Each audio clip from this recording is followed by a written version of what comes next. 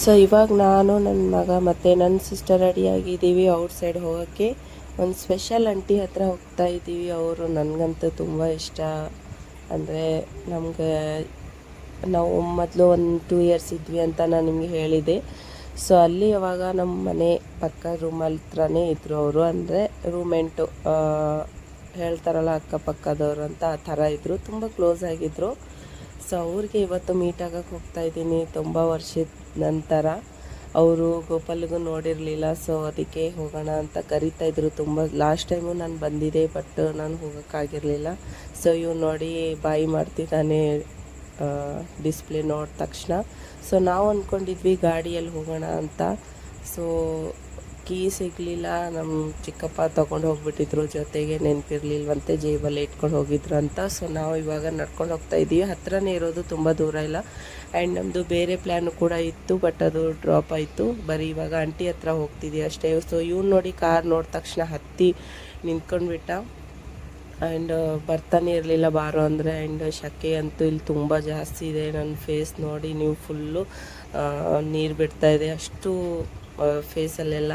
So ನಮ್ಮ ಚಿಕ್ಕಮ್ಮ ಕೂಡ ಬರ್ತಾಯಿದ್ರು ಜೊತೆಗೆ. ಸೊ ನೋಡಿ ಅಲ್ಲಿ ಮಕ್ಕಳು ಕ್ರಿಕೆಟ್ ಆಡ್ತಾಯಿದ್ರು ಅಂತ, ಅವರು ಕೂಡ ಒಂದೆರಡು ಆಡೋಣ ಅಂತ ಬಾಲ್ ಹಾಕ್ರು ಅಂತ ಕಿಸ್ತಾಯಿದ್ರು ನಮ್ಮ ಚಿಕ್ಕಮ್ಮ. ಸೊ ಅದು ನನ್ನ ಮಗ ನೋಡಿಬಿಟ್ಟು ನನ್ನ ಚಿಕ್ಕಮ್ಮಗ ಆಡೋಕ್ಕೆ ಕೊಟ್ಟಿಲ್ಲ, ಬ್ಯಾಟನ್ನ ಅವನು ಕಿತ್ಕೊಂಡ್ಬಿಟ್ಟ. ಸೊ ಆಮೇಲೆ ನಾನೇ ಇಸ್ಕೊಟ್ಟೆ. ಸೊ ಇವರೇ ನನ್ನ ಫೇವ್ರೇಟ್ ಆಂಟಿ. ಆ್ಯಂಡ್ ಅವ್ರು ನನ್ನನ್ನು ನೋಡಿ ಫುಲ್ಲು ಖುಷಿಯಾಗ್ಬಿಟ್ರು. ಆ್ಯಂಡ್ ನನ್ನ ಮಗನ್ನ ನೋಡಿಬಿಟ್ಟು, ಏನು ನಿಮ್ಮ ಅವ್ರಿಗೆ ಹಿಂದಿ ಆ್ಯಂಡ್ ಯಾವ ಲ್ಯಾಂಗ್ವೇಜು ಬರೋಲ್ಲ, ತೆಲುಗು ಬಿಟ್ಬಿಟ್ಟು ತೆಲುಗು ಒಂದೇ ಬರೋದು. ಸೊ ಅವ್ರು ತೆಲುಗಲ್ಲಿ ಮಾತಾಡ್ತಾಯಿದ್ರು. ನಾನಿವಾಗ ಆಲ್ಮೋಸ್ಟ್ ತೆಲುಗುನ ಮರ್ತೋಗ್ಬಿಟ್ಟಿದ್ದೀನಿ.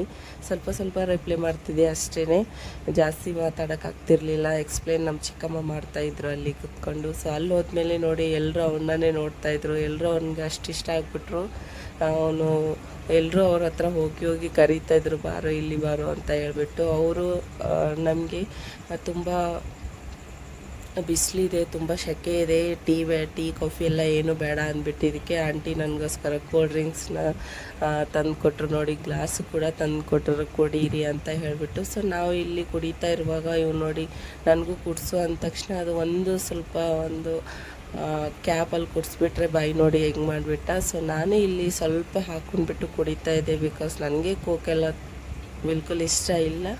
ಸೊ ಇವ್ನು ನೋಡಿ ಎಷ್ಟು ಒಂದು ಕ್ಯಾಪ್ ಕುಡ್ದಿದ್ದ ಫಸ್ಟು. ಅದು ಕುಡ್ದ ತಕ್ಷಣ ಮತ್ತೆ ಕುಡಿಸು ಅಂತ ಅಂತಿದ್ರು. ಅವ್ರ ಡ್ಯಾಡಿ ಈ ವಿಡಿಯೋ ನೋಡಿಬಿಟ್ರೆ ಪಕ್ಕ ನನ್ನ ಬೈತಾರೆ, ಯಾಕಂದರೆ ಇದೆಲ್ಲ ಅವನಿಗೆ ಕುಡಿಸಿದ್ರೆ ಅವರು ಬೈಕೊಂಡು ಕುತ್ಕೊಂಡು ಬಿಡ್ತಾರೆ, ಏನಕ್ಕೆ ಕುಡಿಸ್ದೆ ಅಂತ ಹೇಳ್ಬಿಟ್ಟು. ಸೊ ಇಲ್ಲಿಂದ ಆಂಟಿಗೆ ಬಾಯಿ ಅಂತ ಹೇಳಿಬಿಟ್ಟು, ಸೊ ನೋಡಿ ನನ್ನ ಮಗ ಬಾಯಿ ಅಂತ ಹೇಳ್ಬಿಟ್ಟು ಫ್ಲೈಯಿಂಗ್ ಕಿಸ್ ಕೊಡ್ತಿದ್ದಾನೆ ಆಂಟಿಗೆ.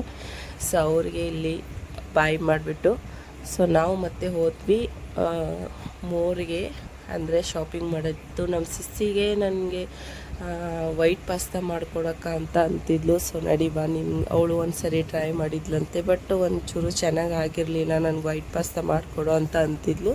ಸೊ ಸರಿ ಬಾ ಅಂತ ಹೇಳ್ಬಿಟ್ಟು ನಾವು ಹೋದ್ವಿ ವೈಟ್ ಪಾಸ್ತಾ ಮಾಡೋಕ್ಕೆ, ಅದರದ್ದು ಐಟಮ್ಸ್ ತೊಗೊಳಕ್ಕೆ.